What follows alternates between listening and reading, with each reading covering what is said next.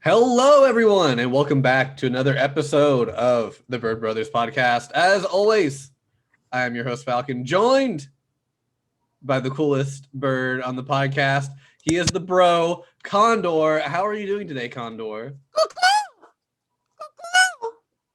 That was very quiet. The fact your hand was in the way, we barely heard that. But yes, thank you for calling. There we go. There you go.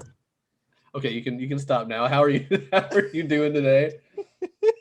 I'm doing pretty well, man. You know, it's a nice Friday that we're recording on. It's a little rainy over here, but you know what? I like rainy days. It's nice. It's chill. Good day to just open up a book, or in that Rainy case, days are the play a best really good for game like Yakuza.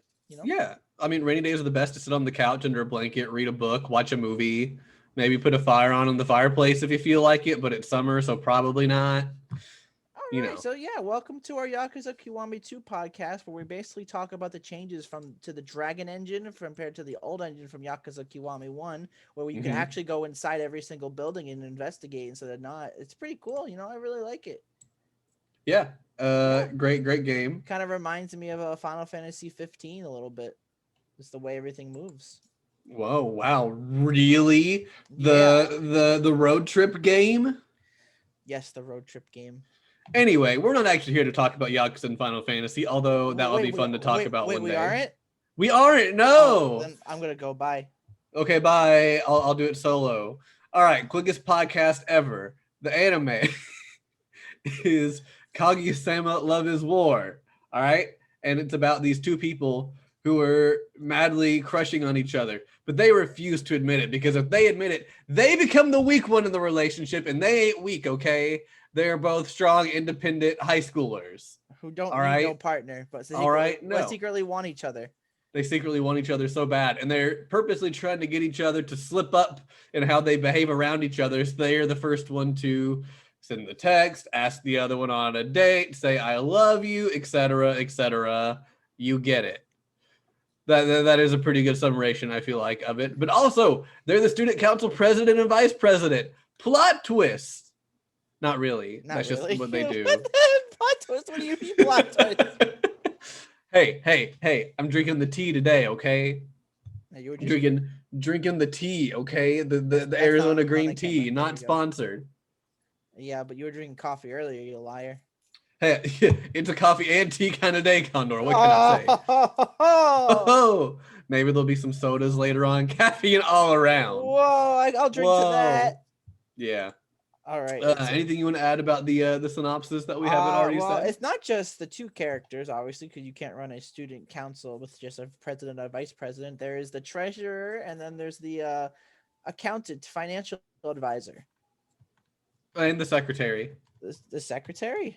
Chica's the secretary, and Was then Miko is the financial auditor. I think I got a little ahead of time. Sorry, You did get a little ahead of time, but that's fine. All right, wait. So yes, we have the advisor, who is Chica, another character, and then we the got secretary. and we the Secretary Really? is Chica. Yes. No, I'm never good at the positions. The funny girl who dances at the end of episode 3 is the Chica. That's right, Yeah. Falcon. You do the Do the dance. Okay. Especially the part where she just goes poke, poke, poke, poke, poof. It's just like, okay, don't know why you're doing that. In the future, do you think that you could learn that dance and do a recording of yourself dancing to that? I probably could, but will I? Probably not.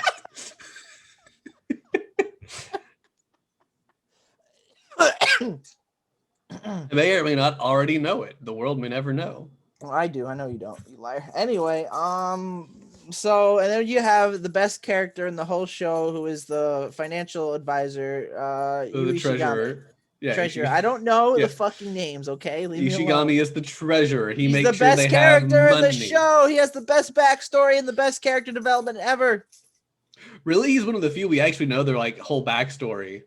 I feel like we Yes. get like little bits and hints at this part about the others, but we never know like their full thing. I think he's just the first one. So we got, I've like, read the up. full- I've read up to a lot of the manga before we Mhm. even watched this. Like I was actually keeping up with this manga, and I dropped it. Okay. for some reason. I think I caught up, and I hate when I catch up because I'm really bad at keeping up with things. You're like, cool, I'm caught up. Start this when one. They're like and you forget. when they're like weekly, I get like caught up with things because sometimes I'll be like, oh, I want to do this, but then I don't do it, and I fall behind. That's why when I watch ReZero, I like because I love ReZero so much, so I kept up with that because I love it. But if it's something I don't like really love, then I won't keep up with it. But I hear you. We know the only backstory I don't think we know about is probably just Chica's, honestly. Yeah, we don't know anything about her really. No, I'm talking about in the manga as well. Oh, gotcha. Yes, in the manga as well. Like they've shown a lot more about Kaguya and Miyuki in the manga, and we really know all about Ishigami and Miku really because they showed Miku's as well in season 2. Well, that's what they did show Miku. And then Hayasaka gets her own arc as well in the manga. Aww, that's actually around the time when I stopped. That's actually around the time where I stopped. Around when she was in her own arc, but yeah, and then it's just weird when you think about it. Chica, the really goofy girl, doesn't really get much character development, but she's just kind of there. She's kind of like comedy, you know.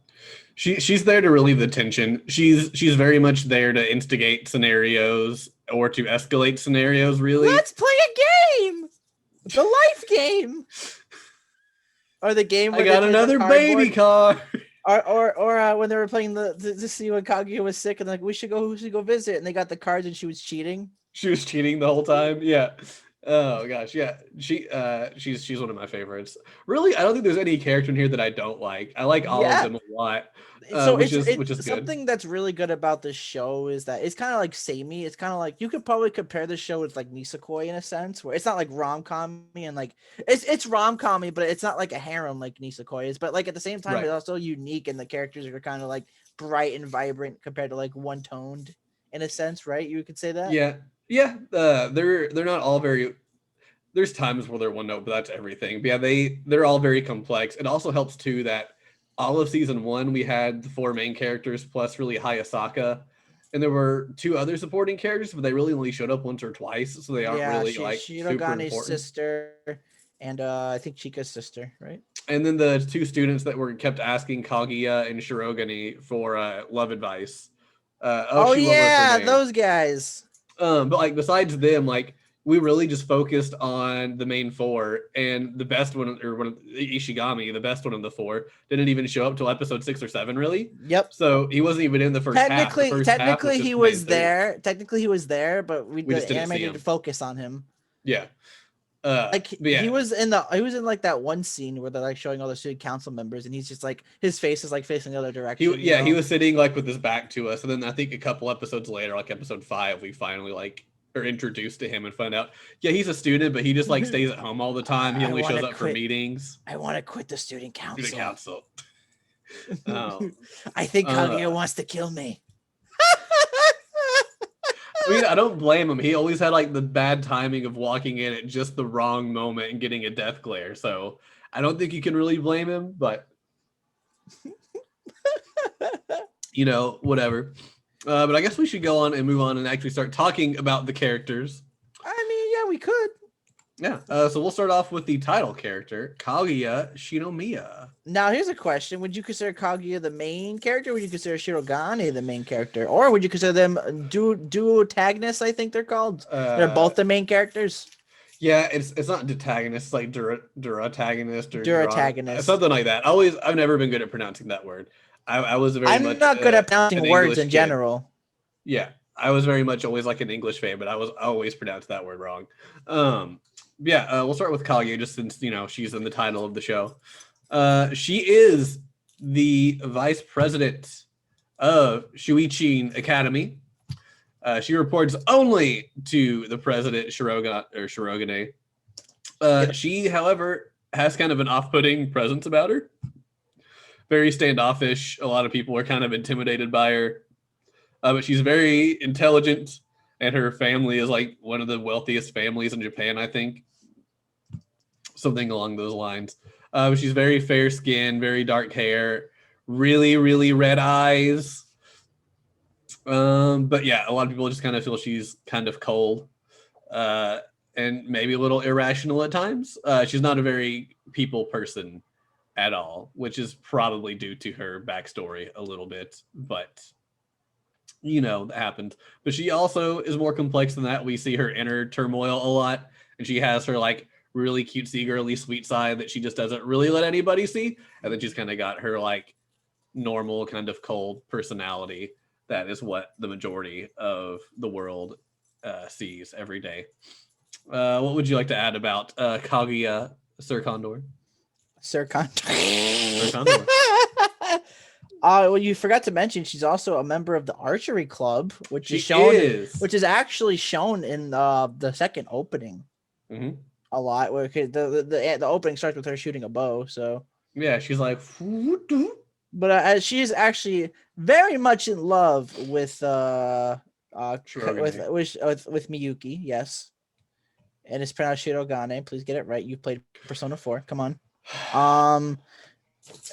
And basically everything Falcon said. She used to be like a very cold person, not very showing much emotions, and then ever since she met Miyuki, she started to open up a little bit more, be a better person in general. They show that a bit in the anime as you watch. Like they'll show like little scenes about like her past. I think she gets a whole arc like that too later in the manga as well, where I think she like reverts back to her cold personality for like a little bit for some reason. I forget why, but it's kind of weird. Yeah, there's probably a story reason for it somehow. Yeah, I don't remember. It's been a while. But she's a pretty fun character. Honestly, at first, I remember when I was watching the anime, like she's really snooty. Like the very first episode, you think she's like just a snooty rich girl, but she's not. She's definitely not. She's just like a girl who just wants to have fun with her friends, who really cherishes her friends, which is really shown at the end of season 1 in the fireworks episode, which is a really great way to end season 1, in my opinion. I'd say it was a pretty good one. Yeah, it wasn't too bad. I always love when the main characters I always love when the main character gets to be badass, and Miyuki was super badass in that. Even if he's like, "Oh God, it's so shameful! Oh my God!" Yeah. But Kaguya is a pretty good character. She's pretty cute. Not best girl. I actually don't even think I have a best girl in the show. That's hard. About it. Best girl is Ishigami. Got it. All right. Anyway, well, Ishigami's a guy, so he's best boy. Ishigami is best girl. Ishigami is best girl. Oh, okay. Ishigami is Condor's best girl. Let's see. Any other notable things about her that we should mention? She's also.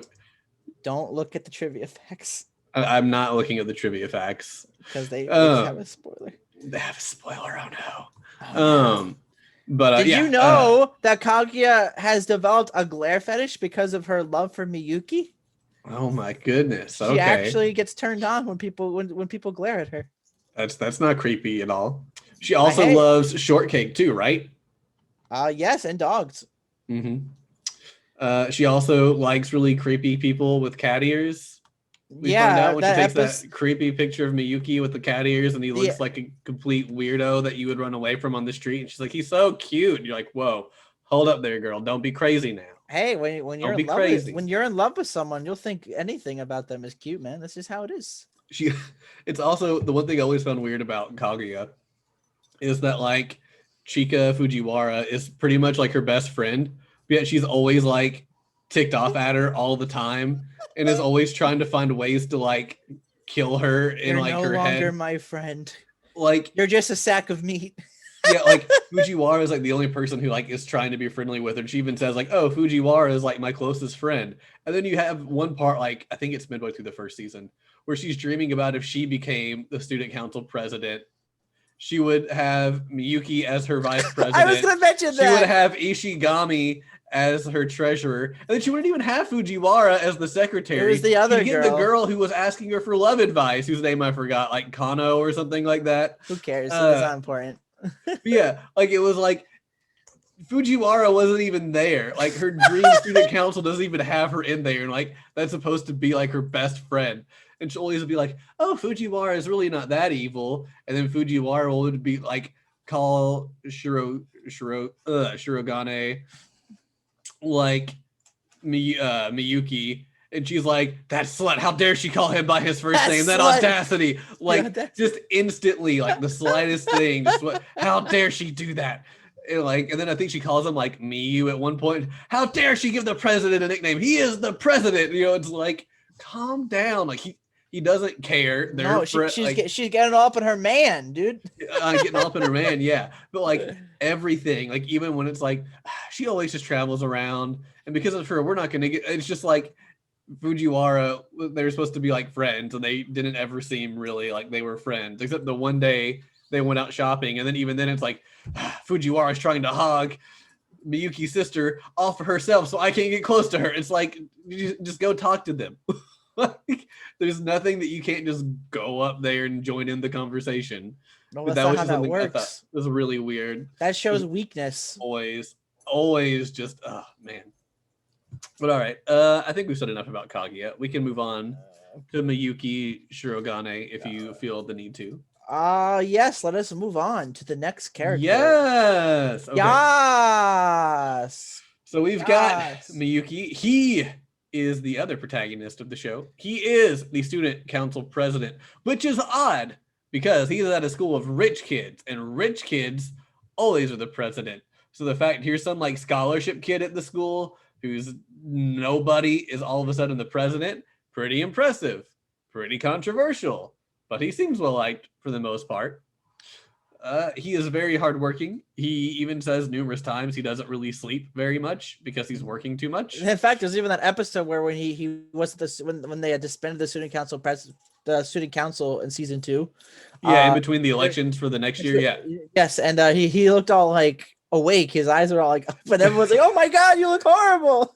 They're like, "Are you okay? You look terrible." And it's like, "Yeah, what?" It's just like the bags are gone from under his eyes. Like that's the only difference. Like, what happened? Yeah, he's very hardworking. He's very considerate. He's a very nice person. We've seen numerous times where he goes out of his way to help people, even if it's not within his best interest to do so. But as far as just how hardworking he is, he helps take care of his younger sister. He has a part-time job he does after school. He has to do all of his schoolwork and studying and do all the student council activities. Like he's pretty much going all day. He is one of the most hardworking anime characters in anime history. Mm-hmm. He works his butt off and gets the results he desires. Yep. And everyone pretty much thinks he's a cool dude. He just doesn't really interact with a ton of people because he's just working so much of the time. I think they even ask like why he's not in any other club, and it's like he doesn't have time to be in another club. Like he really doesn't. He's slammed as it is. Miyuki is a character who's pretty good. He's in love with Kaguya. The thing is they're in love with each other, but as we know, the show basically dictates you can't show weakness. So he's in love with her and trying to get her to confessing things. But Miyuki's also a pretty genuine, kind-hearted character. Look, there are some times when he's trying to get something, and then he realizes, oh wait, this is wrong. Even if I want this to happen, I shouldn't be doing this. I should be considerate to the other person. And he's very kind-hearted and caring, especially in season 1 in the end, where he's like, I'm gonna go get Kaguya so she can enjoy the fireworks. I really like that scene where he's like checking Twitter and he's like, I'm on my way, and it shows them like all badass. Like I really like that. Like felt like chills running down my spine. I'm like, oh, it's about to get good. Let's go.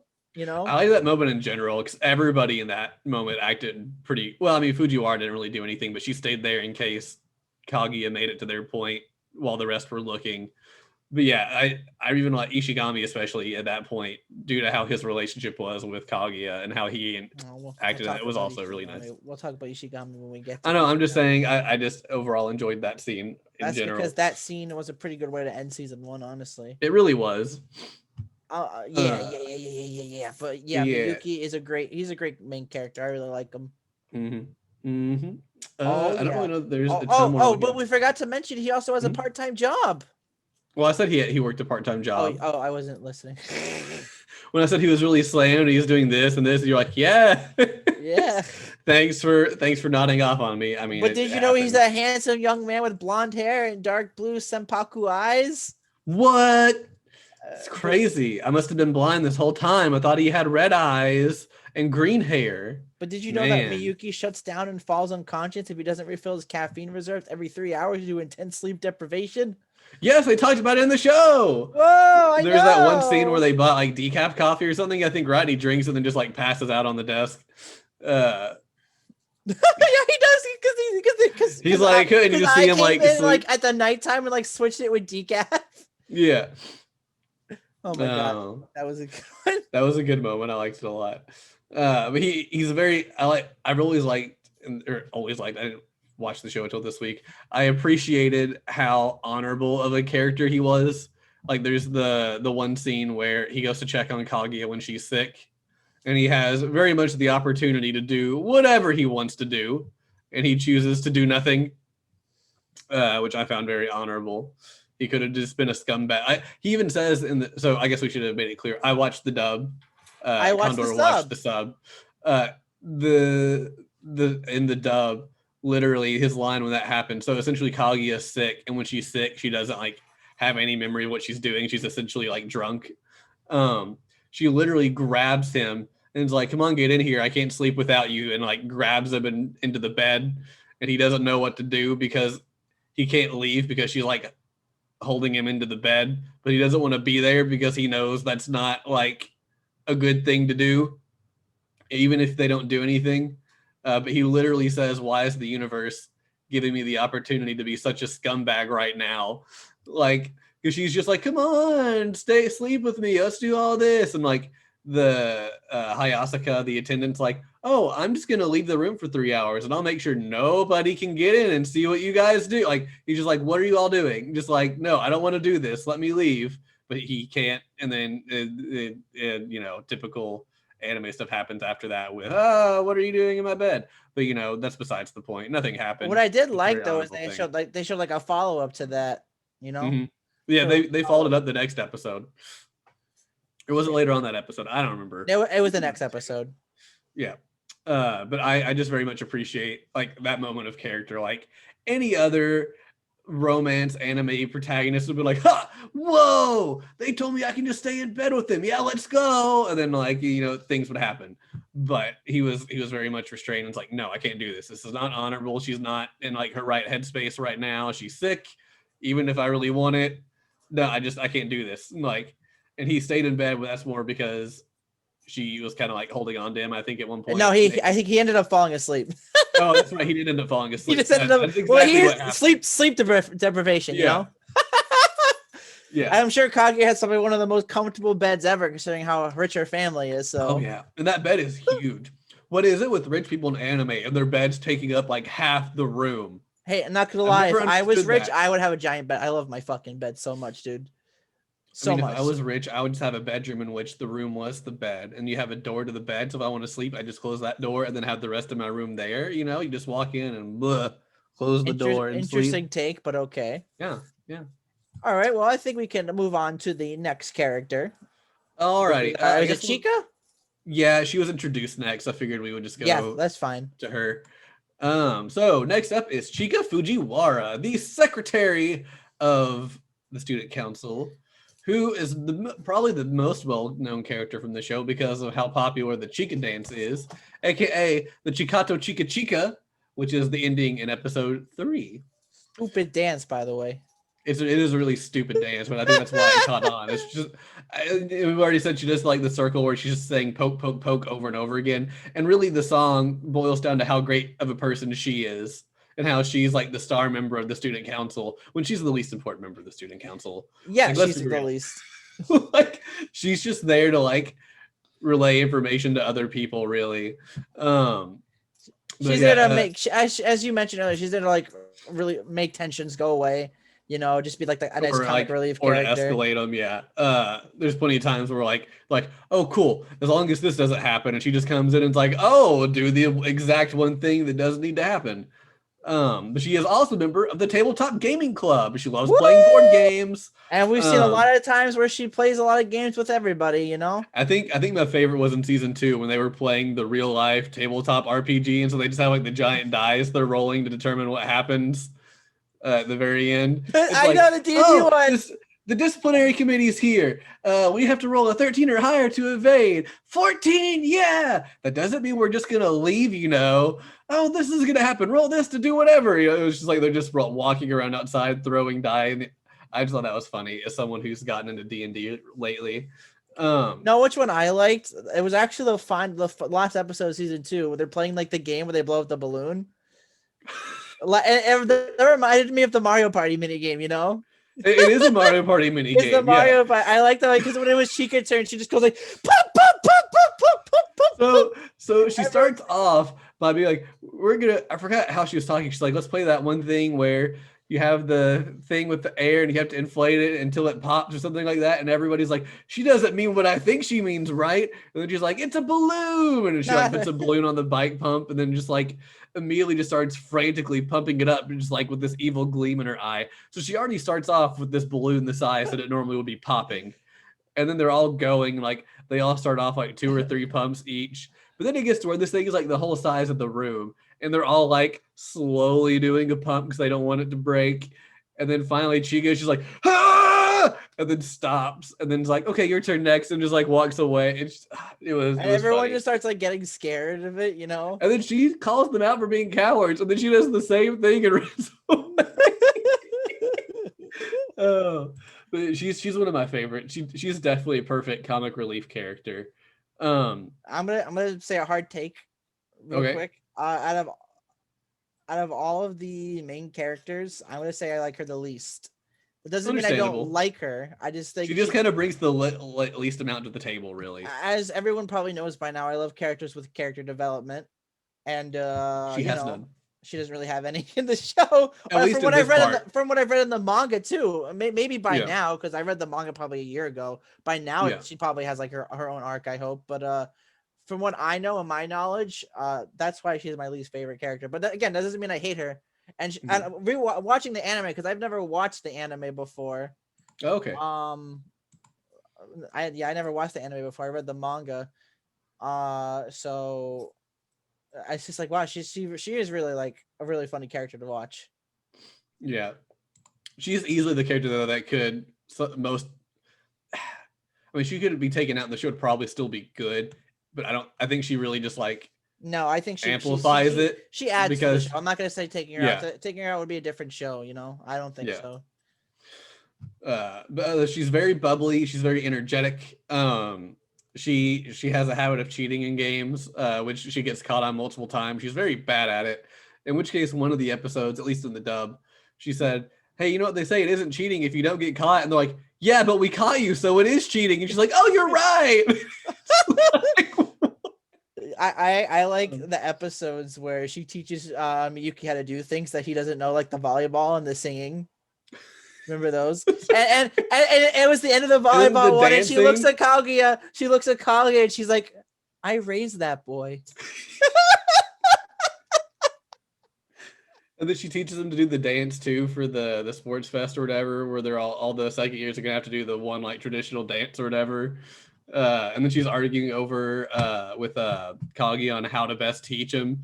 He's like, you just have to memorize the moves. And Kaguya's like, yes. She's like, no, you have to feel what it means. And it's like, okay. But she's very fun. She's very mysterious since we don't really know anything about her backstory. Ishigami even says he doesn't know if she's ever serious or if she's just like purposely like doing things to get situations to happen. No one really knows if she's genuinely just kind of an idiot or if she's this secret like evil mastermind who just pretends to be an idiot to get her plans to succeed. And there's definitely cases they show for both of those. She also seems to be a decent foodie, but I'll talk about why that is later because that's something I want to talk about in our favorite moments part. Like we haven't been already mentioning our moments. I mean, we really have. This one's just kind of been like I think whatever. I was going to mention this at the end, but I'm going to say it now. And I'll bring it up at the end the podcast. But I think something that I've noticed about this one compared to like Nisekoi or We Never Learn, whereas the moments in these are more memorable. I'm actually not like struggling to remember them at all. And I'm going to be honest with you guys. I actually watched both seasons in one day. Yeah, you did. I watched them both in one day. And the fact that I can remember them very fluently, that might also have to do because of the fact I read them before. But the fact that I can still remember them just shows how memorable and good they are.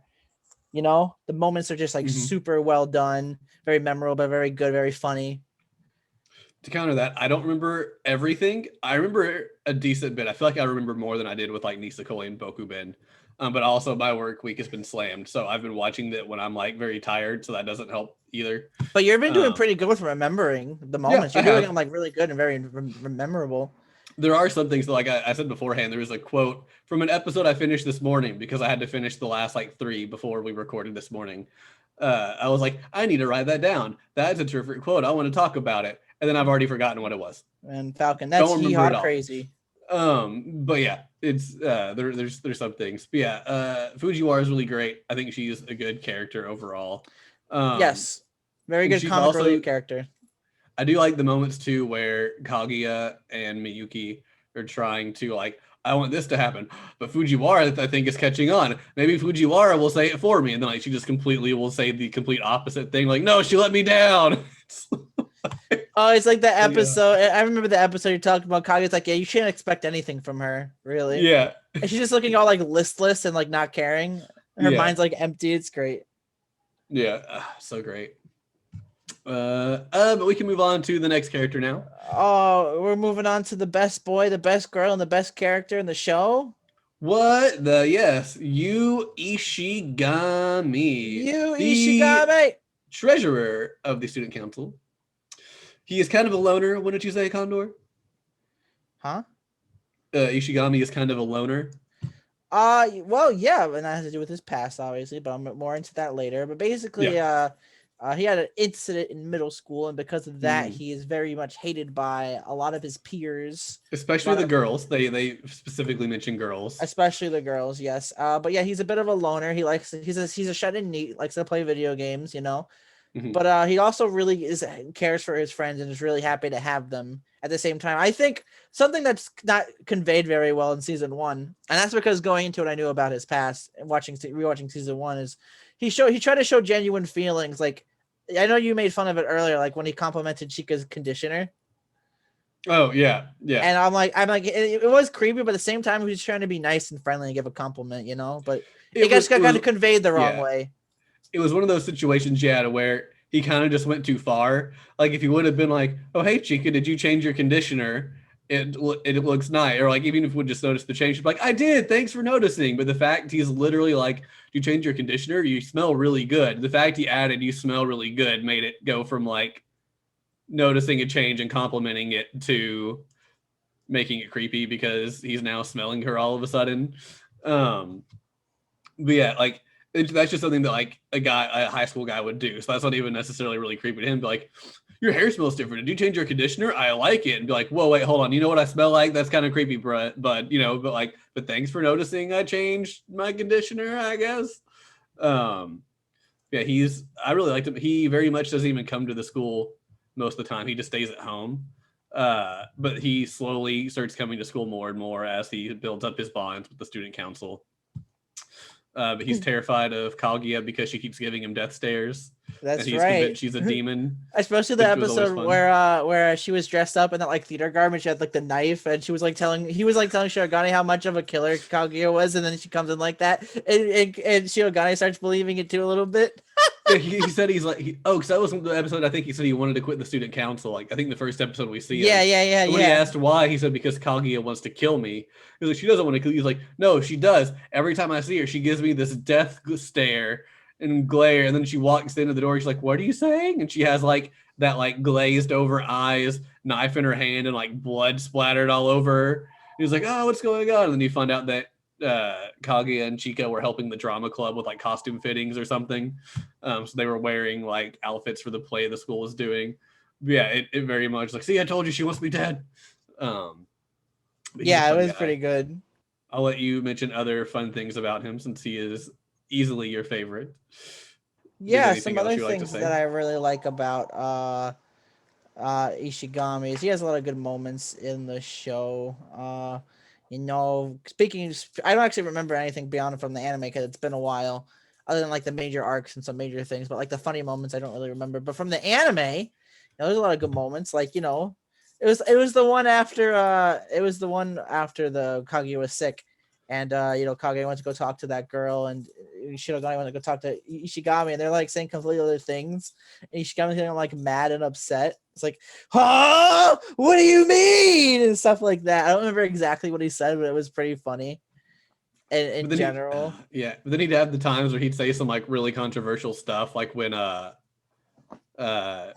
Shirogane was talking to him about like his love situation ever. He's like, girls, oh yeah, they're the worst. No, they do this. And like just starts going. It's like, dude, calm down. Don't say that. Like this might be like not knowing his backstory in season 1. Like I was literally like, this is probably why girls don't like you. You kind of gave off some incel vibes just now. You probably like asked a like I'm thinking his backstory. So he asked a girl out. And she was like, "No, you're kind of gross." And he's like, "Oh, you women, da da da da da." Like, you thought it was something that basic?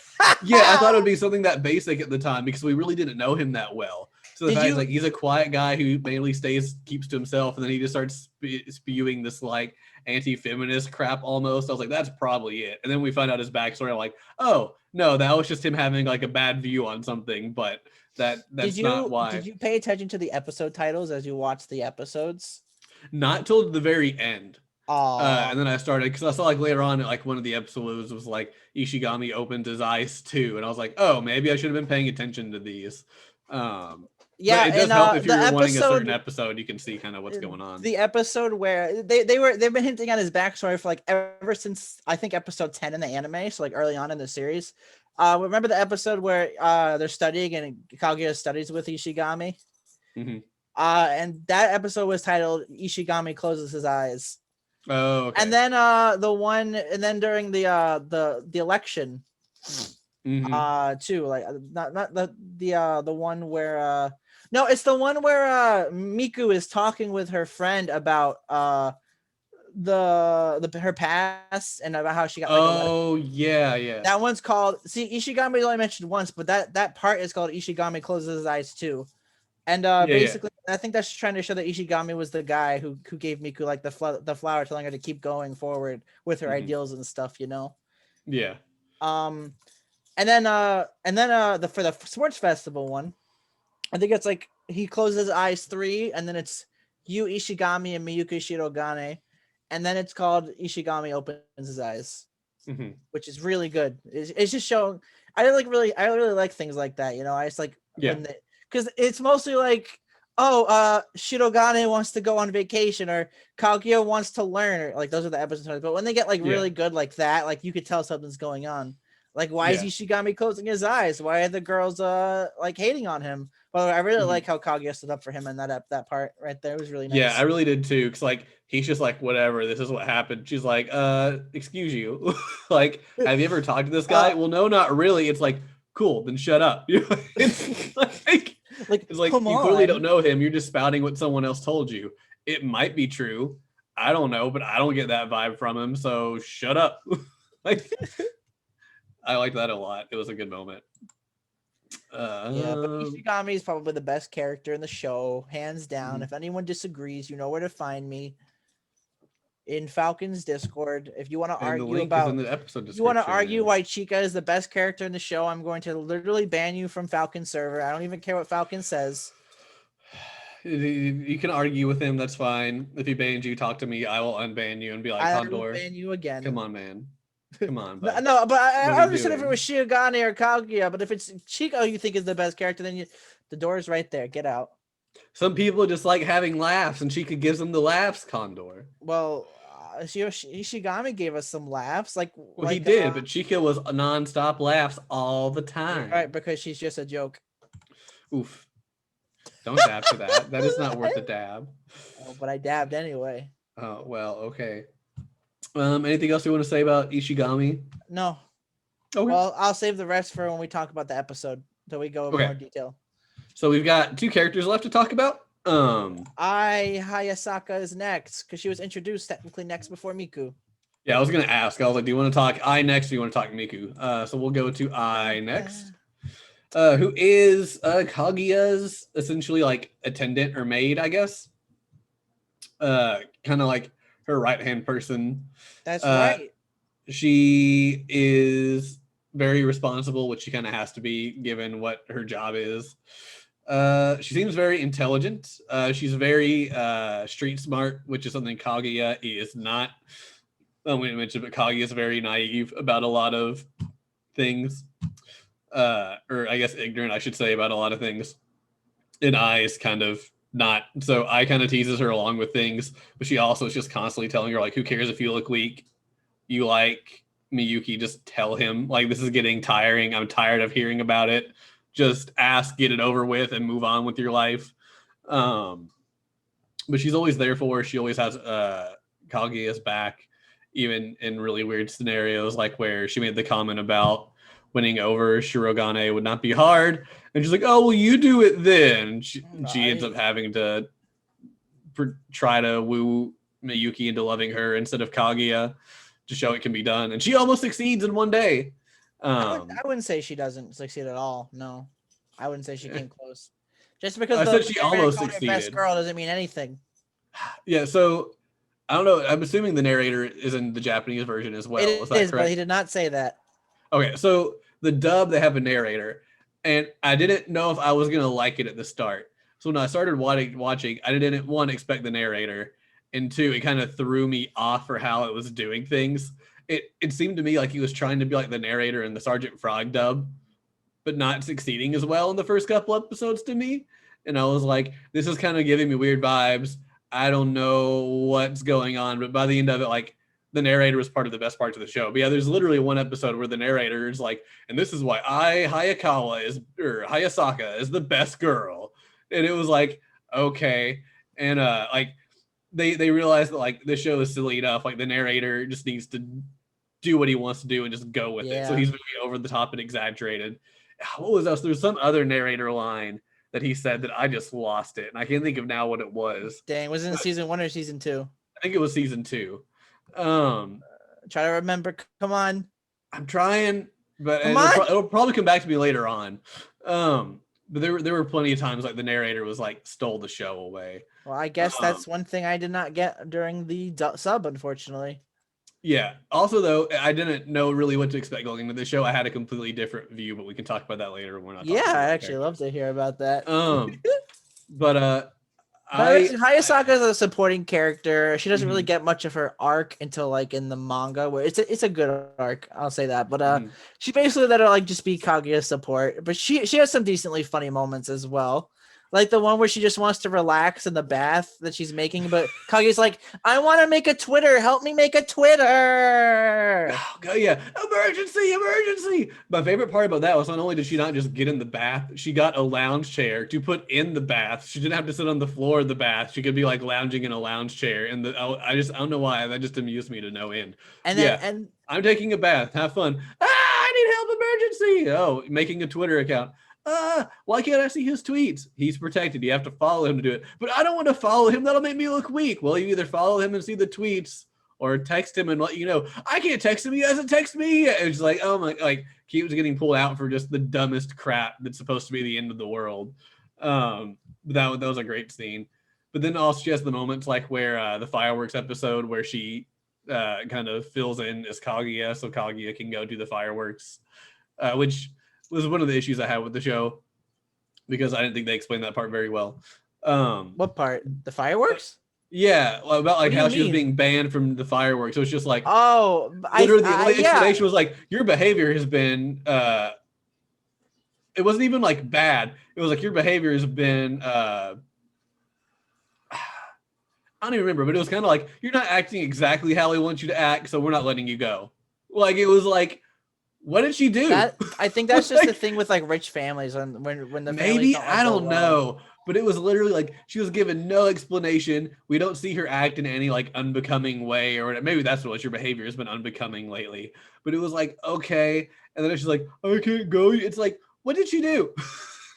Like her grades are good. She's the vice president of the student council, which she didn't even run for president. I don't think. I think she was literally just like picked to be the vice president after Shirogane won.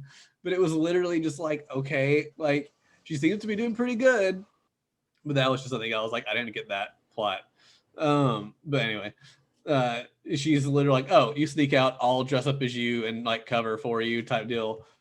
She seems to be a good friend, even though she is technically an employee. I like the part where it's after the election and Kaguya's like super tired and Hayasaka's there to like hug her, and then Chika comes and Hayasaka just pushes her to the ground and quickly runs away so she's not seen. Yeah. Does it? Yeah. Doesn't I call Chica like Project F or something like that? I think so. Like I that think she episode doesn't even call her like by her name. It's the one. It's back to the caffeine one where basically. Oh yeah. And Shirogane's sleeping and he puts her shoulder on Kaguya's. He puts her head on Kaguya's shoulder. And Kaguya's like, oh yeah, she's like Subject F, unreliable or whatever, and like nobody comes in this room at all. So she's like guarding the room, and then she's like, yeah, Chica, Project F, totally cannot read her. No read at all. Yeah. And predict. I think the dub was like Project F or Subject F. I can't get a read on this girl. She's very unpredictable. I gotta stall her now, and I forget what she does, but she does something to get her to go. But yeah, it was just like, okay. I think she distracts her dog.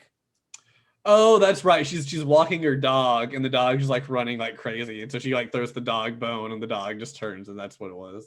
That's exactly what it was. Anyway, I don't think there's really much we can say about I. No, we can't. Again, she was a supporting character, but I feel like she was important enough to talk about because she's pretty important. So. And that leads us to Miko Ino. Miko Ino, the next character of the student council, who we actually got her backstory like right away. Yeah, they didn't really nice backstory.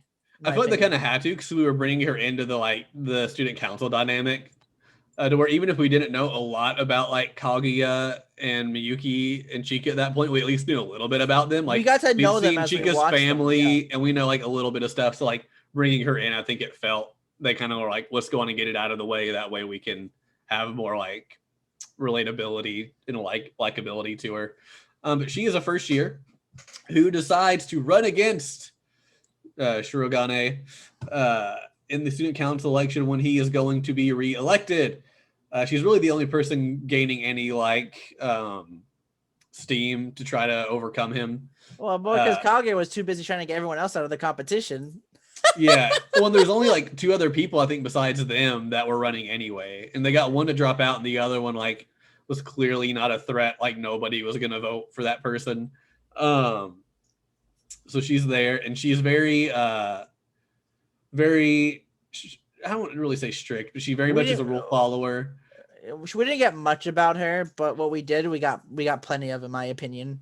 And she does get some focus later on in the series as well. You'll learn about her.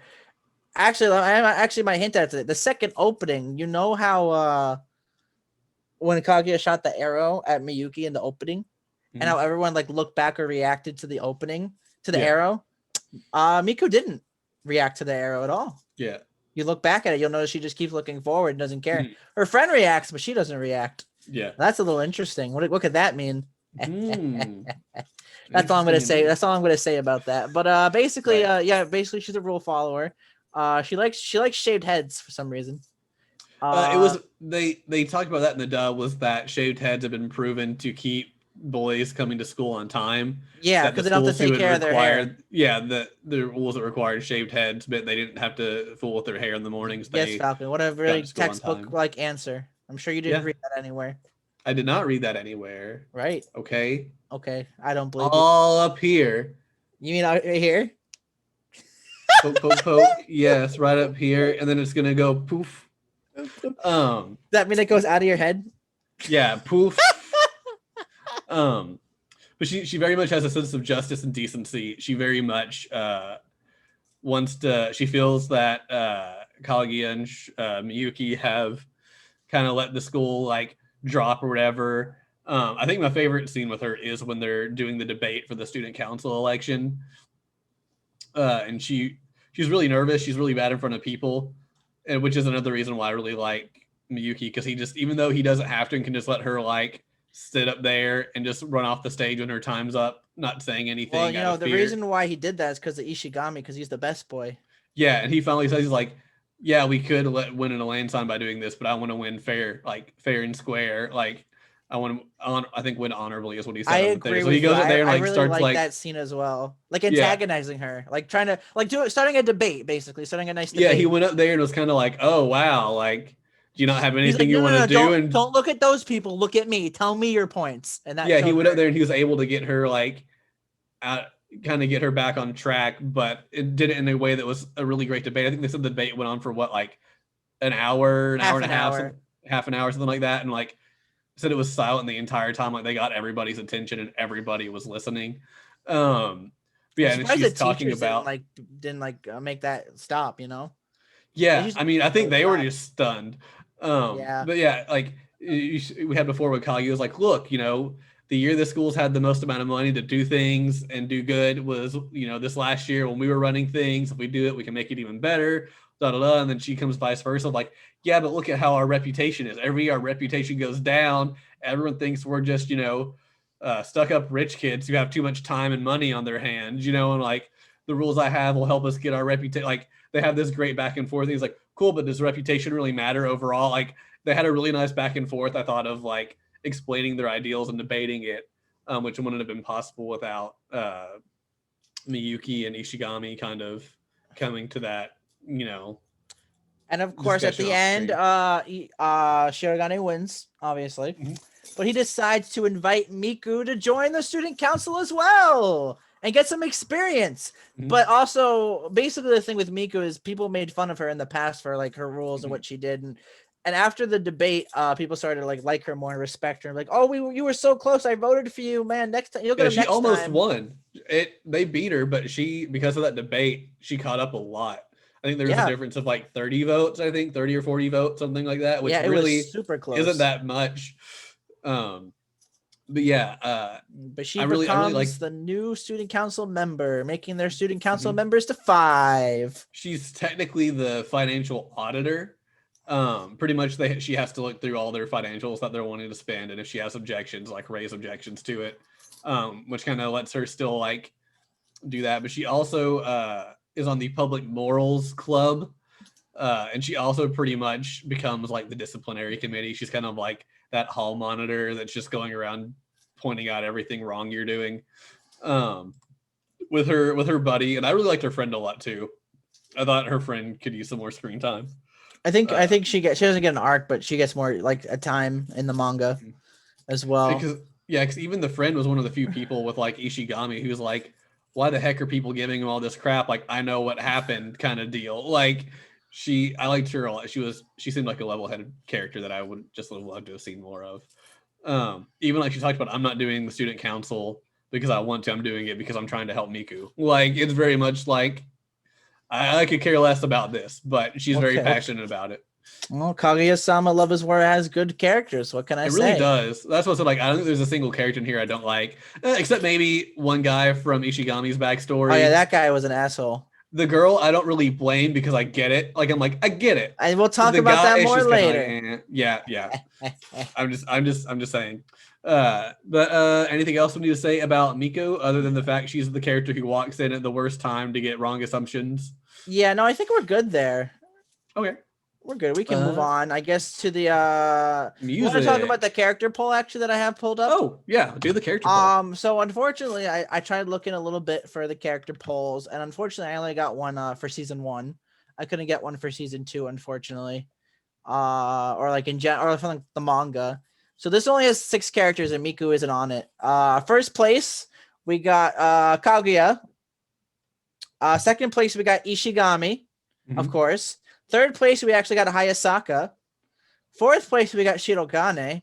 Fifth place we have Fujiwara Chika. And then last place is Shirogane's sister Kei. And that's it. Okay. Though I'm sure if Miku was on there, she'd be pretty high up, or at least probably be 3rd or 4th place. I feel like she'd be higher than Kay.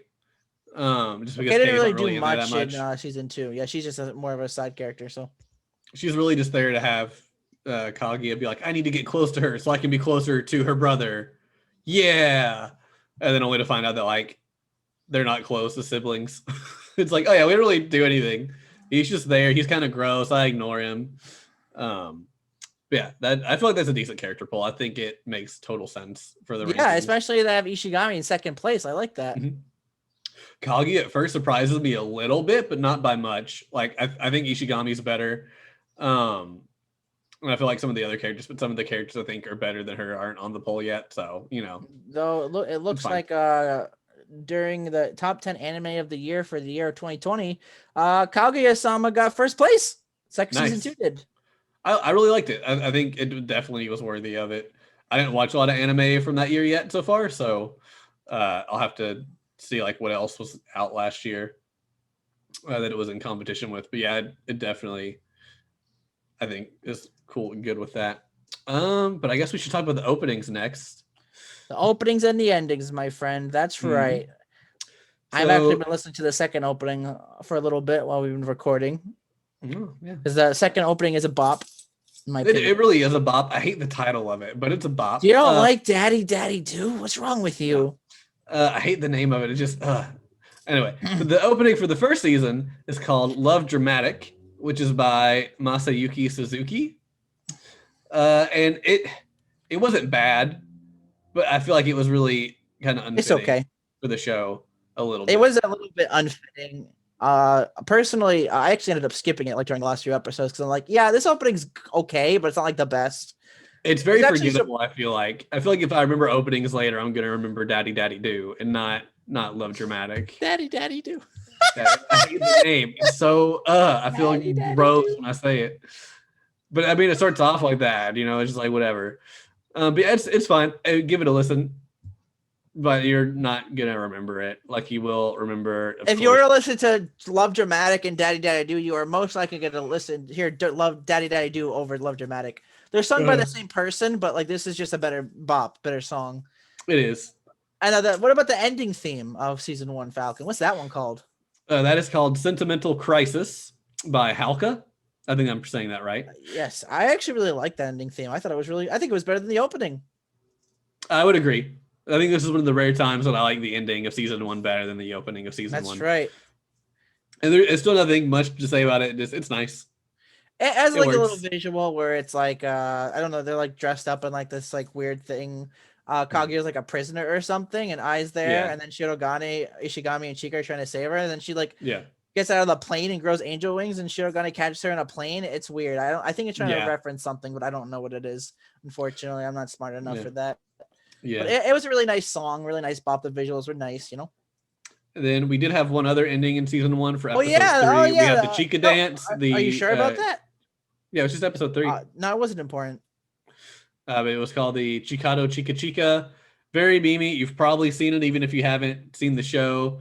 Very fun. It's a nice bop. But yeah, it's just about, I've listened to the English subs, and it's just talking about how everyone at the school loves the student council and they're great, but she's their star member. And that's pretty much it. But it's a fun bop to listen to. I need to download it for Beat Saber because someone made a Beat Saber level of it, and I just really want to play it. And I was paying attention because I was watching it, and they tried to make the notes hit as close to the movements of the dance as they can. So by doing the dance, you're kind of doing whatever. Like the part where she just kind of goes like this, you've got notes only up in the high corners, like alternating. So you're having to like go like this while you're doing it. And the part where she does like the little thing like that, you're kind of like going like this with the like. It seems interesting. I want to try it at some point. Sounds pretty Maybe interactive. I'll record it and put it on like the YouTube or something. Who knows? I enjoyed it. It's fun to listen to. That's why I wanted to watch the show. I kept seeing like one of my coworkers keep sending me gifs of the Chika dance all the time when I heard the song. I was like, I have to at least watch the show. I keep seeing the Chika dance over and over again. Are you glad you watched the show, Falcon? Yeah, I enjoyed it. It was fun. But that will get us to season 2. The opening Daddy Daddy Do. Yes, Daddy Daddy Do. It's great bop. visuals. It's nice. Big visuals as well, you know. I mean, even just the opening shot of the arrow, yeah, it's great. And then at the end, you see it, or not at the end, but it hits like the like love shield in front of Miyuki. He's just sitting at his desk, and like the heart pops up, and you see Chika being her little love detective with her little magnifying glass in the hallway. Like Ishigami, Miku and Miku's friend like in the back following her. That was very funny. Yeah. This is a nice opening to watch. Even if you haven't seen the anime, do yourself a favor and watch like the opening visuals. They're pretty funny. It's even on a lot of those like don't sing along or you failed compilation things where it's like 40 anime openings combined. So even if you watch those, you've probably heard bits and pieces of it. But it's good. And then the ending for season 2 is Kaze ni Fukarete by Haruka Fukuhara, which unfortunately is not as good as the opening. It's not, but I really liked the animation they did. Animation was nice, I'll say. Song, it's stars. Fine. Yeah. No big. All right. The other music, I honestly don't really remember that much. The music was actually really good. How could you not? You were probably too tired, but like I think that the music was really fitting for like a lot of the scenes, a lot of like the shenanigans that were happening. I feel like if you ever rewatch it, just pay attention. You'll probably agree with me that the music is pretty fitting. Maybe. But I guess I'll that have to listen means to it at some we point. move on to our next point, which is the weeb question, as another surprise weeb question from yours truly to give to What? Falcon. Considering I have read the manga and I know a little bit more about things, I'm going to ask you a question. Okay. So, as you know, the premise of the show is between Kaguya and Miyuki to see who can, basically confess their feelings to another. Mm-hmm. The main goal of the show is for them to get together. So I will say, and you could probably tell if you read the Wikia, they do get together. Mm-hmm. Not really a spoiler because that's the point of the show. But right. The question I want to ask you, my friend, is who do you think confesses? Do you think it's Miyuki or do you think it's Kaguya? Who is the one who confesses? This is interesting because there are very obvious reasons why either one would confess. It's a good question. What can I say? It is a good question. So Miyuki, I could see confessing just because he finally gets tired of the stress of having the like crush and just getting tired of her not doing it. Like he's got too much to stress about in his life. He doesn't need to, worry about this, love confession as well anymore. But I can also see the fact we saw kind of a little spoiler over season 2 that Kaguya literally thinks she has a heart attack when she's around Miyuki. I could see her finally just like for her health just finally cave and be like, I've been trying to get you to confess for so long, whatever. But I think at the end of the day, I think if anybody confessed first, I think it would be Miyuki. I think he's just the one who would finally care the least bit about having the like power dynamic in the relationship or whatever they said at the beginning of the show for why they're kind of fighting. I think at the end of the day, he's the guy who's just your average, like kind of poor student at a rich kid's school. I feel like at the end of the day, he would be the one to finally be like, you know what, screw it. I'm just going for it because I'm tired of this charade. So I think I would say that Miyuki would be the one who would eventually confess to Kaguya. All right, well, that is a good answer. Unfortunately, I'm not going to confirm or deny that because that would just ruin the surprise for that's the if major they make spoiler. season 3. Because I feel like if they make season 3, I feel like the end is going to be probably the confession. I mean, the fact that season 2 won like anime of the year, I feel like they would be dumb not to make a season 3. But I also don't know how long the manga went. Oh, they did? Okay, cool. The manga is still ongoing. Mm-hmm. Gotcha. Yep. Sounds good. All right. So now we're going to talk about our favorite moments and just things we want to talk about. That's right. We're going to talk about our favorite moments, badass moments, funny moments, and then we're going to talk about an episode, one of the episodes. We're going to do this a little special because I really thought this episode is one of the best anime episodes ever made, personally. Mm-hmm. So let's talk about our most badass moments. Obviously, we have to pay respects to the fireworks episode, and we have to pay respects to the election episodes. Obviously, you know, those are very well done. Episodes showing how well A+ episodes. Is great. Yep. What about you? What other moments did you like? One of my favorite ones is I believe the segment of the episode was called "Fujiwara is Hungry." Oh, the ramen one? And the ramen one. I love that segment so much. So it starts off, Fujiwara has just come back from vacation and it's late at night. She walks into this like ramen shop and Fujiwara doesn't even really talk in this segment. It's all about this random guy eating ramen there. So it starts off with him. He's just like your typical kind of like salary man kind of guy. He comes in and he's like, I'm at this ramen shop, but I'm not going to order what they recommend. No, that is not what you get. You never go for what's at the top of the menu. True ramen connoisseurs know you order what's at like the back or whatever. So he orders like something pork ramen, not as rich or like half rich or something. Talking about that's like the best thing they have at that menu, and he knows all the little intricacies to tell. And of course, this person, knowing that I know ramen's going to place the food on the bowl this way because he knows you're supposed to start smelling the aroma from like here, like go through this whole like detailed thing about how to best enjoy the ramen. And then Chica walks and he's like, oh, look at this, high school girl. She doesn't know how to eat ramen. Watch her order like the recommended or whatever that all, dumb people order. And then she orders the same meal he gets. And he's like, I'm impressed. But she doesn't know the best way to sniff it or smell it or whatever. And then she's just like, he's kind of just talking crap about everything he's doing here. Like, oh, she made a little mini ramen on her spoon. okay, whatever. But she's not truly a ramen person unless she goes for the garlic. And like, just everything was great. And just watching like Chika constantly prove him wrong. And finally, you find out in this town there's like 4 great ramen kings or something, which are people who just know everything about ramen everywhere. The driver at the end of season 1. Yeah, that was what I noticed. It was like one of the 4 great ramen kings or whatever. Yeah, and then he's like, this girl is could be on the level of one of the 4 great ramen kings of how she's eating her ramen. Oh my gosh. Oh, because she got the noodles harder. Like he wanted it like slightly hard, and I think she said like pretty much like raw. And he realized, he's like, the way she's eating it, her noodles are gonna get soggy. Unless that's why she ordered it raw. Like, they won't sog up by the time she gets to like it was.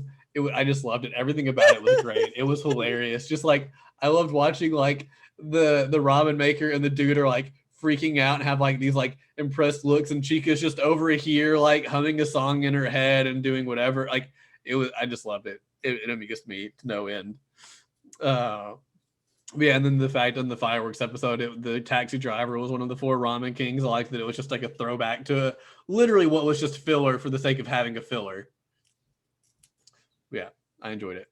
What's another moment that you enjoyed, Condor? It's kind of funny how we were talking about how like a lot of moments are memorable, but like now that I'm thinking about it, I can't really think of one because we've been talking about a lot of them. We have been talking about a good chunk of them. I guess I could just repeat some. I really liked when Chika was teaching Shirogane how to play volleyball, how to like just like serve the volleyball, and he kept like failing at it because he kept closing his eyes and he was afraid, and Chika's like, is this guy serious? And then like after like he finally taught her how to do it, like 3 days. It took 3 days to teach him how to serve it. Shirogane is like, all right, Chika, now you're gonna teach me how to receive, right? and Chika was like so stressed out and stuff. And it took like a full week afterwards to get good. And then like it was like at the end when Shirogane was like playing, and Chika looks over at Kaguya and she's like, I raised that boy. Yeah. That was great. And then she swore to never teach him again, and then she did with the singing and then the dancing. Mm. Oh my god. So good. It was pretty good, There's so many good moments. Mm. I like the whole thing where Kaguya was learning how to use Twitter as well in season 1. That was great. Yeah, I don't even really care about her using Twitter. I very much liked it for the fact that I was just trying to take a bath to relax, and like as soon as she'd get back in, emergency! I need you now. Right now. Like, and then it's just like, the internet is broken. Why can't I see what he's doing? And it's just like, look, like you have to do this, but I don't want to. Well, then either shut up or do it. I got going back to take a bath. Don't bother me. This is an emergency. It's like, oh my gosh. Remember the one? It was after the when she went to the hospital because of her heart, and that whole thing was funny too because she's like, there has to be something wrong with me. Like, no, you're literally just in love, and they're like, no, there's something wrong. It was like one of the best doctors in like the world who was like treating her. Like this guy, Hayakawa was just embarrassed the whole time. She's just like, oh no. And then afterwards, it was like, all right. And then she like learned like a trick where she puts like her left hand like this on her face. She like calms down, right? It was the right hand on her left cheek. Right hand on her left cheek, like this or something. And she's like, okay, I'm gonna go confront Shirogane now about it. And then it went to like an arcade fighter like thing. Remember that? The arcade fighter. Yeah. She's like, all right, I'm getting pretty low. I can use my trick, but Shirogane had her hand grabbed, so she couldn't do it. That was actually something I liked in season 2. Season 2 had like random scenes where they would just randomly reference some other like animation. Yeah, they did one for like Charlie Brown. Yeah, they had the one scene where it was the Charlie Brown like thing, I think with Miku and her friend. Yeah, Miku and her friend. I was like, I just forgot who. But yeah, we're like, she even like when she's complaining, they do the whole like head up in the air, mouth open real big. Like they did several things like that. Other than that was just something that was like really fun. If you're a fan of like animation, you could find like a few moments where they'd reference other things. Oh, yeah. Another thing I like, and I'm kind of bummed they haven't brought it back, was when they were cleaning out the student council room before the next election, and they find out there'd been a secret room in there the whole time, and the only one that knew was Best Boy. He's like, did we clear out here yet? There was a room there this whole time? Yeah, I thought everyone knew. Like, they had no clue. They thought it was just a bookshelf. I like that just because it was just random, and then they literally never bring it up again. I don't think they ever bring it back, unfortunately. Unless Like, they bring it back in the future, but I don't really something fun to do. It's just like, oh, what about this? What, that was there? Yes. Yeah, I just thought that was a lot of fun as well. So many good moments though. Just so many. So many good moments. Oh, I guess I'm sure I could talk if about. you were to watch the anime yourself, you'd probably be able to find some good moments yourself too. There's so many we're not mentioning. Yeah, I guess I will, since we already kind of brought it up before we talk about the sports festival episode, because I feel like we'll talk about that for a few minutes. About how this was not exactly what I was expecting. Oh yeah, so why this. don't you tell everybody what you were expecting? Because I don't think I even know what you were expecting coming into this. So I thought this was more of like, not like a shonen, but had more action in it. Because every time I'd ever heard anyone like describe the show, it's like, oh yeah, it's about the student council president and vice president, and they have feelings, and the whole school knows they have feelings, and they literally are fighting to have like people come back. It's literally their war. That's a horrible then, description. And then the opening of the show shows them like with all these like knives and different weapons. So at some point, it was gonna be just like this weird like almost like satire thing where like this half the school supporting like Kaguya, and they ended up having like little action moments here and there. So I think I just got really thrown off because even like the opening is making me think like, oh yeah, oh he has nunchucks now. Oh, now he has a knife. Now they've got okay, and then it's like, no, it's literally just like mental warfare. So I think the first couple episodes was like, wait, this isn't what I was expecting from people who've told me about it and from things I've read online. And then the opening was telling. It's like I thought it would just have like some more like action things, even if it wasn't like them literally fighting, like how like they're doing the tricks. You're like, I'm gonna say this because they're gonna do this when I do that. Like I thought it would actually have like little scenes play out to where like their tactics are working, and but no, that is not what it was. I still really enjoyed it. It just took me a few episodes to be like, okay, not what I was prepared for, but I'm still having fun. And I think that's why the announcer threw me off at the start, because he's just so wacky about stuff that even like he's like, this is war, and it shows like people with like bows and arrows or something like pointing at each other. I was like, okay, and then it's like, no, this is just nonsense comedy. And like how in the beginning of like episode 1, they show like these two characters and like the relationships are tough, and it shows the girl like dominating over the guy, and they showed it again for the second episode, but then the third episode they fast forward it. And then they just never show it again after that. Yeah, I like that a lot too. But yeah, I was very much expecting it to not just be your typical like comedy romance anime. I thought it had like some like different stuff in there. Still really enjoyed it. Really, really glad I watched it. Just totally threw me off for a little bit. 10 best anime ever. Best anime. Chica dance. Best. But hey, I'm glad you. I'm glad on the couch. She's like, ooh. I'm glad you enjoyed it. Yeah, I did. It was fun. I had a lot of fun. All right, so I guess we should talk about the sports festival episode, unless there's anything else you want to mention as a highlight. Well, the arcs get a little more serious later on. I'll say that. Well, I feel like that's kind of the normal with these shows. Like at some point, it's like, all right, we have to drop the jokes because we actually have to make progress now. But the jokes are just so good in this, you know? They're not like wacky; they're just good, in my opinion. Yeah. Anyway, yes, let us talk about the sports festival. Personally, Falcon probably disagrees with me, but maybe you will agree with me after I bring up my points. But personally, after when I was rewatching it, because actually, so let me just tell you, when season 2 aired and someone told me, oh, hey, they did the sports festival arc in season 2. I'm like, oh, they did? Shit, I gotta watch that. So I actually pulled it up on my Funimation and I watched it, and I really liked it. And then I'm like, oh, now that we're watching it again, I got to watch it again.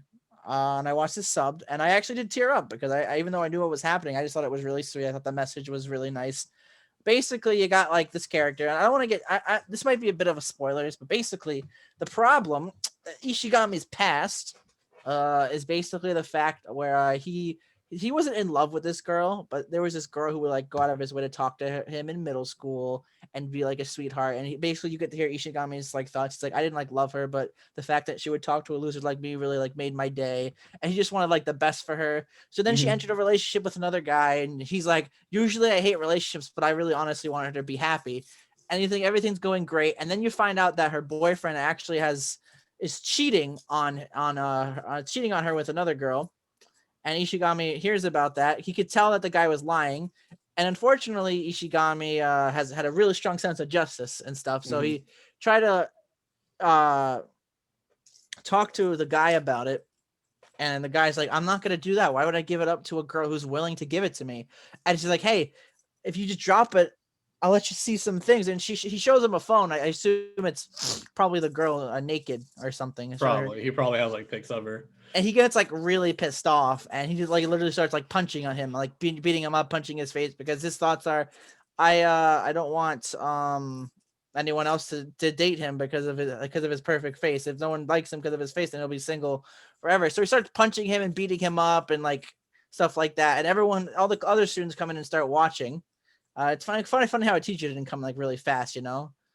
Even though, well, the fact they were like beating each other up for 5 minutes, like, the classmates were like, "Go get a teacher!" Like, you think they would have? They weren't beating each other up. Ishigami was single-handedly beating him up. Yeah. This situation could have gone a lot easier if Ishigami just like talked about his points, like, hey, he's cheating on you. Ask him about it. But he didn't. He just like, yo, you gotta like stop dating him. Like, because eventually he like tried to fake it because he was in theater club, which adds to it. So he added to his theatrics. It's like, you cannot take what you want just by being aggressive. She loves me and not you. Yeah. And being like super like theatric, and Ishigami was like, she's not gonna believe your damn theatrics, man. Cut the shit or something like that. And she turns to her and she's like, you're not gonna believe this, right? Come on. The problem was he wasn't like explaining like what happened. He never once mentioned he's cheating on you. Check his phone, ask him, talk to the girl or something about it. Yeah, he never once explained why he was doing it. It was just everyone saw him beating the shit out of the dude, and it was like, no, don't believe him. Like, dude, we see you like beating the crap out of him. Like, we don't know why. And everyone starts like saying like you're the stupid one. You're deranged. You're crazy. No one likes you. And then he turns to the girl, and the girl says the same thing. And because of that, he gets suspended from school, and for like a month, and he'll come back as soon as he writes a letter of apology. So, you know, he tries to start writing a letter of apology, but he doesn't want to, because at the end of it all, he doesn't really feel sorry. No. We do find out that he regrets his actions of beating him up, and he feels like he could have handled it a lot better, but he's not going to apologize for something he did. And obviously the reason why he did this is because even if that girl is like being like mean to him, he still like wants to see her like smile and not like lose her innocence of like what happened and everything. And so he doesn't write the apology. Eventually he decides, oh, maybe I'll just write like what actually happened. Like he's gonna write down what happened, but he doesn't do that either. And he's like going back and forth, and eventually the month turns into like the rest of the school year until he's just like home all the time and just not like doing anything, you know. He's just staying at home, being a neat, being a loser. Everyone hates him. People trash his locker. The teachers have nothing to do with him. I think there was a scene that showed his parents didn't like him either. I think there was a scene like that. They didn't like show it, but like they started like this part of the body, and like I think it was his parents, because there was a male and a female figure there. Maybe basically his parents are like giving up on him. Yeah. And basically the reason why Ishigami is reminiscing about this is because he joined the cheering squad for the sports festival, something you wouldn't really expect him to do. In fact, you were probably surprised he did something like that, weren't you? Yeah, I mean, he even said like back in middle school he actively talked crap about cheerleaders because he thought they were all fake. Like he's I hate these people. He did that. I'm gonna be one. But you notice that you don't really see the eyes of the characters, except for his classmate, the girl, his classmate. But you don't really see the eyes. You probably thought that was just a choice because the characters weren't important, right? You probably thought that. I thought it was weird, but I didn't think it was because they were unimportant. Oh, really? Honestly, I just didn't know why they were doing it. That's what I thought when I first read it. Is because I thought it was just because they weren't important enough to get like characters. Because I kind of thought it was because they were like, he viewed it as they were kind of like looking down on him. So as far as he was concerned, they weren't really looking at him. He was just kind of there. It was more like he wasn't looking up at them, not like they were looking down on him. Yeah. More of that fiber. But basically, and as the days go, he starts like getting more spunky, more happy, and the cheerleading guy was like, that's it. I'm gonna go for it. I'm gonna stop looking down on myself. And right when he makes that decision, the girl, I think her name's Kyoko, basically comes and like says, "You're horrible. You shouldn't be having fun. You ruined my life," and stuff like that. And he gets all sad. That's when he starts reminiscing, and he kind of gets lost in his thoughts. He forgets what team he's on because the captain sprained his ankle. And they heard Ishigami was a good track star in middle school. So he decides to be the anchor, and he doesn't have his ribbon, and things happen. blah blah blah. He's upset, and then Miyuki being. Oh, I'm gonna go back a little bit. I always whenever I talk about these things, I always get really excited. After when he talks to Kyoko, he gets like more down, and he doesn't even see the eyes of Miyuki or Kaguya. Like they're also like faded, you know. Mm-hmm. So that's when you start thinking like maybe there's something more to this eye thing, you know. So then obviously Miyuki notices something's wrong because he knows his friend, and I think it's really good because you really don't notice the friendship between Miyuki and Ishigami until like this episode. So like going back on it, you see they really are kind of like close friends. Mm-hmm. I just remember the shoujo episode. That was a good one. I like that one a lot. Did you watch after the credits for that one? Yeah. Okay, just making sure. That was a pretty funny one. They have Chica there just being all oh, that was great. I'm getting off topic. Yeah. Basically, Shirogane comes like, hey, you gotta focus. You gotta be careful, you know. And then it basically shows that Shirogane came to Ishigami before high school started, and basically he Kaguya and Chika all figured out Ishigami's true objectives. Basically saying we know what you did. You didn't write the apology. The guy was like really like stressed out because he thought you were going to come out at any time and say what happened. He was stressed out. She transferred to another school. The girl transferred to another school. But after like a few days after the incident, I think, right? Yeah, that's what they said. It was the guy, I thought. Was it the guy transferred and the girl didn't get into the high school. Oh, that's right. The guy transferred. Okay. The girl grades weren't good enough to continue at the high school, so she had to go to a different school. That's correct. Okay. And then basically he's saying like you may have gone about it the wrong way, but you achieved everything you wanted to. You're not crazy, Ishigami. And Ishigami starts crying, like finally being happy someone that can accept him. And then Shirogane is like, but the apology letter you should have written, and then he starts writing on the thing. And I feel bad for you because you didn't get to see what is written on there. But can you guess? Yeah, they didn't have any captions for it. I just see him holding up like a piece of paper, and I was like, "What?" Like, okay. Well, before I tell you what it is, we're gonna go back to the present where he remembers that. He remembers what Shirogane did, and he's about to run, and then Kyoko is the one. You ruined my life. Go to hell, Shirogane. You're horrible. And then you know what Ishigami says? He pretty much says "F you." He says the words that Shirogane wrote on the paper. Go to hell, dumbass. Yeah. He says it right to her, and he starts running, just like, I'm gonna change as soon as I win this competition. But he doesn't win, unfortunately. No. But that's not because of his effort. He actually did really great. Like he almost caught up. But apparently it's because the board game club fucked it up. Damn it, Chica, how could you? Yeah, so you find out at the end, like he's all bummed that like once a loser, always a loser. He couldn't win it for his team or whatever when it really mattered. And they're literally like, dude, we were super behind. You almost won it for us. Like, you did awesome. And like, he finally realizes that like the cheer club are people who genuinely care about him and don't care that he's had this like rumored past or whatever from like middle school. He's part of their club and he's a valued member, even though he's new and hasn't really done much with them. And that's I really like that moment. Opens his eyes. Mm-hmm. And you see all their faces. Title name, he sees all their faces, and that reminds me so much of A Silent Voice. If you've ever watched that movie or heard I haven't of it. watched that yet. I need to. That's part of the reason why I like this episode after watching A Silent Voice. It's just that moment because it's kind of similar to A Silent Voice, where the main character's like doesn't really like look and see people for who they are, and then as soon as he does, he starts like getting emotional and crying and stuff. And it's the same in this part. Like Ishigami got like a little emotional too because he like understood that these people were like really genuinely good people and just like awesome to be around and stuff. And then they end up winning the competition, like the overall points as the red team wins because we get a nice really smile out of him. And honestly, to sum up everything, the reason why I like this episode is because it presents a problem from a character we've been seeing a little bit about. You don't even have to like watch and know about the past. If you just watch this episode solely on its own, you'd still get the same effect. Yeah. Basically, you know, you see his problem, you see his issue, and you see how he gets resolved, and you see his strength to keep moving forward with the strength of his friends and his own will. And then the character himself opens his eyes and sees everything like for what it is.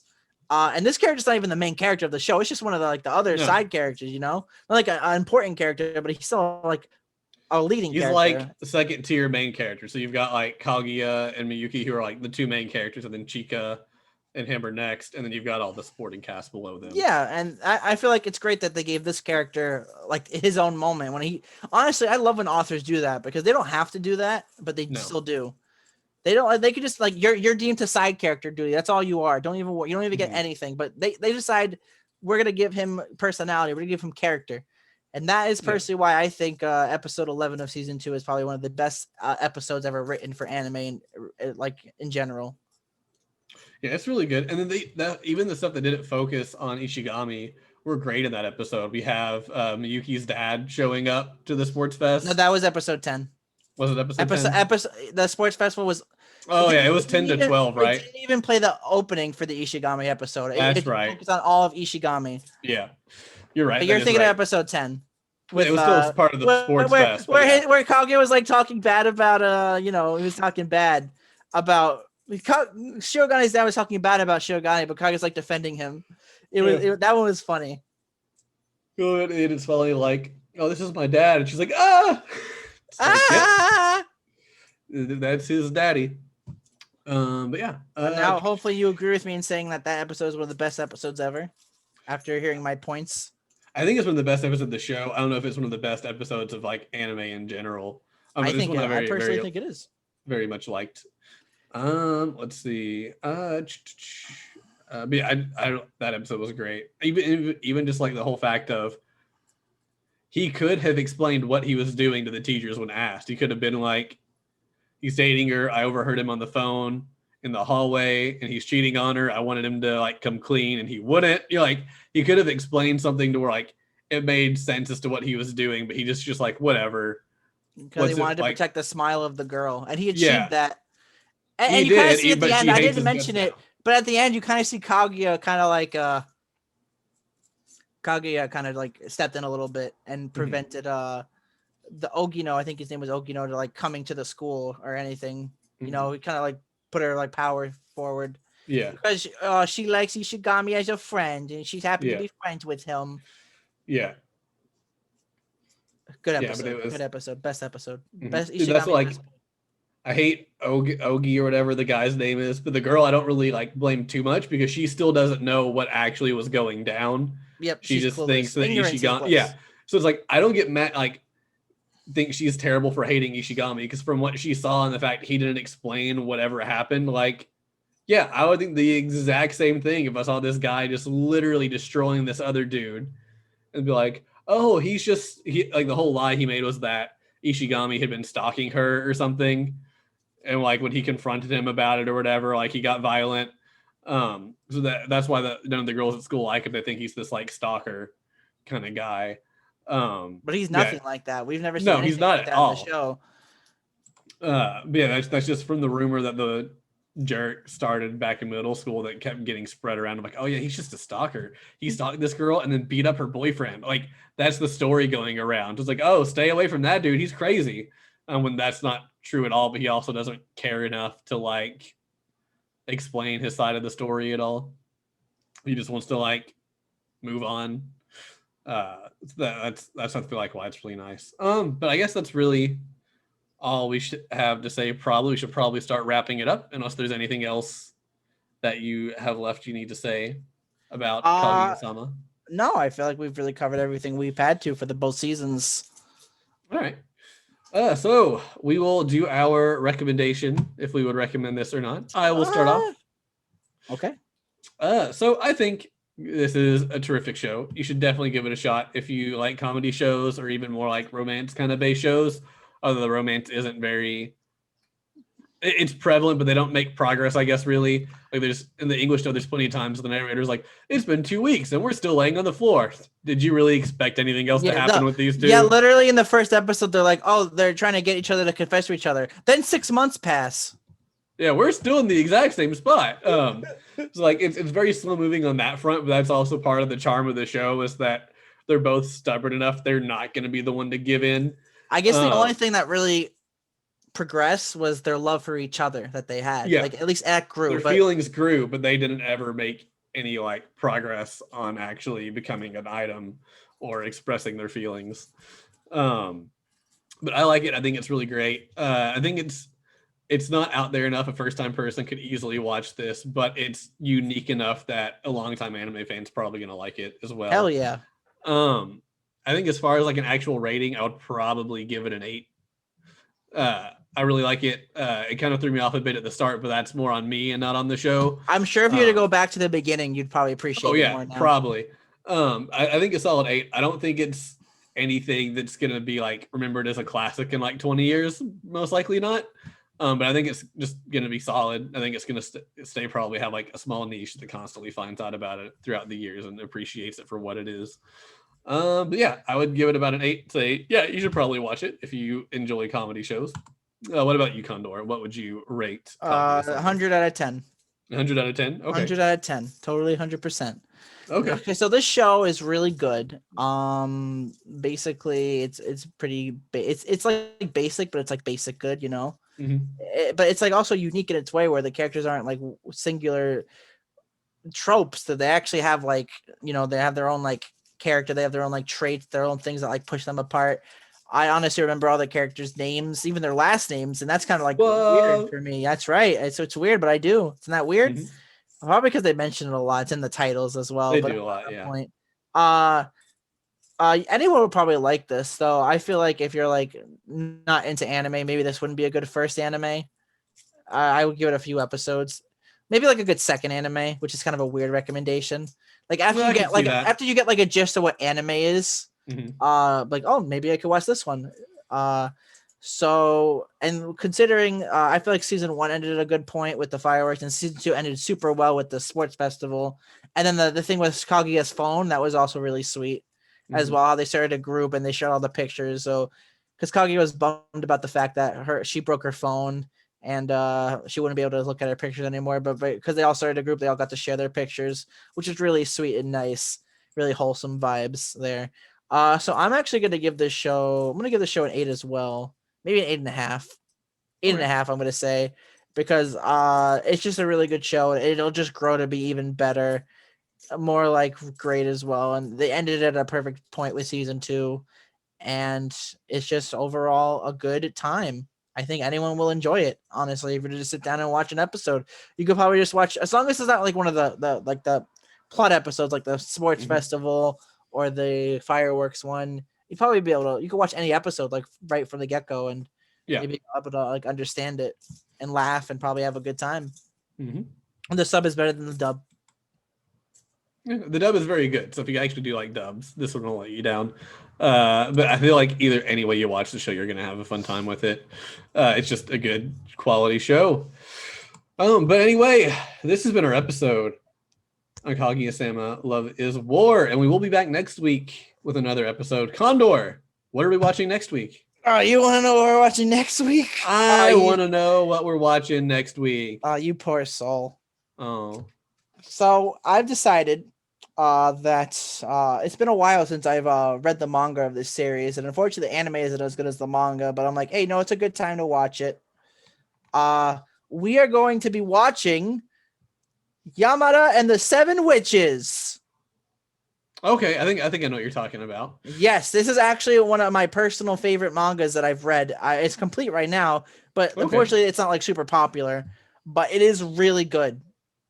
And hopefully that stays the same way as from what I remember from when I watched it. Yeah, that came out just a couple of years ago, right? Like 2018 maybe?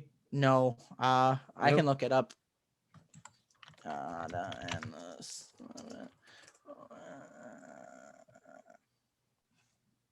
You know, the 2012 was when the manga came out from 2012. The anime came out 2015. Yep. Okay.